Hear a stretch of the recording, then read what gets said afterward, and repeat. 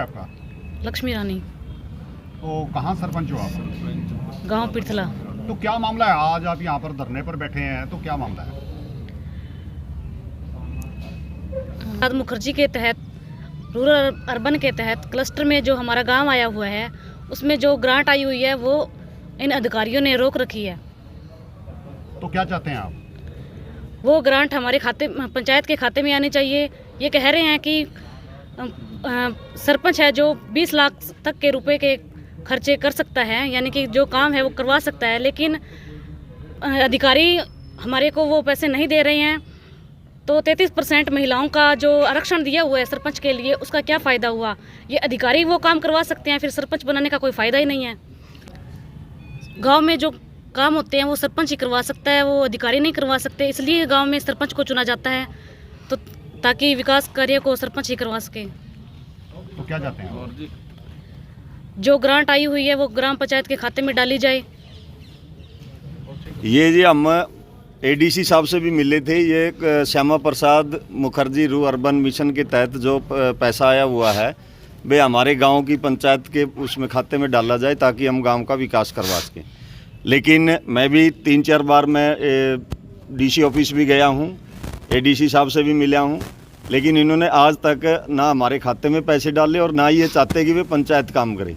Department ये चाहता है कि इसको हम अपने लेवल पे, डिपार्टमेंट लेवल पे ही ये काम करवाएं और सरपंच ये काम ना करवाएं।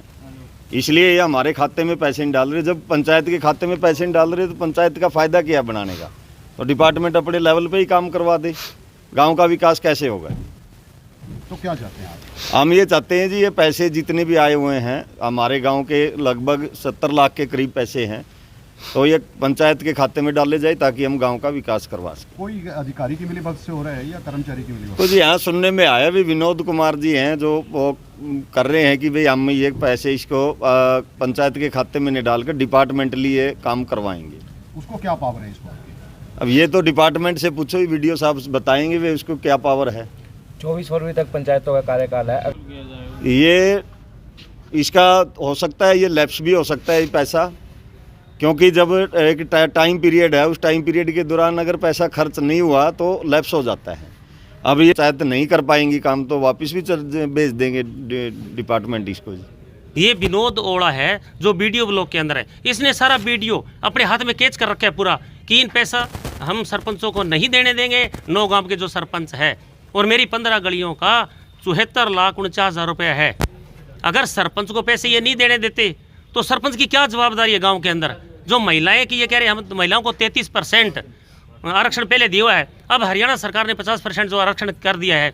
अरे 33% वालों को ये काम नहीं करने देते तो ये 50% क्या करने देंगे? ये हमारे को ऐसे कर रहे हैं, ये कह रहे हैं अगर आपने ऐसी बात उठाई तो हम आपकी इंक्वायरी करवा देंगे। लेकिन अगर हम गलत हैं तो हमारी इंक्वायरी करवाने के लिए भी तैयार है और हमारे को ये पैसा दिलवाए। और विनोद ओड़ा ने ये कह दिया, इसे नाक का सवाल बना रखे है कि ये पैसा मैं नहीं डालने दूंगा। विनोद ओड़ा यहाँ अकाउंटेंट है और मैं बीडीओ साहब से 15 बारी मिल चुका हूँ इस बात के लिए, और बीडीओ साहब ने ये कहा कि आप रुको, लेकिन रुकने के बाद बीडीओ साहब पैसा डालने में एग्री है।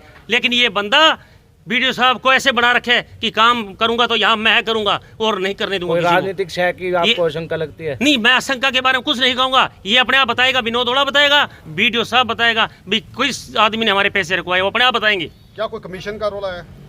10% कमीशन। इस वीडियो ब्लॉग के अंदर भ्रष्टाचार का पूरा जोर शोर से काम चल रहा है और ये विनोद ओड़ा 10% के बगैर काम नहीं करता। लेकिन मेरे से ये लेता नहीं है, इसको पता है मेरा, मैं कटरा आदमी हूँ कि ये बंदा मेरी बात पहुँचा देगा कहीं। लेकिन मैं आपको दावे के साथ कहता हूँ, इसने जिन सरपंचों से लिया अपने आप आपके सामने बात आ जाएगी। इस विनोद ओड़ा से पूछो, बुला के आप हमारे सामने करो।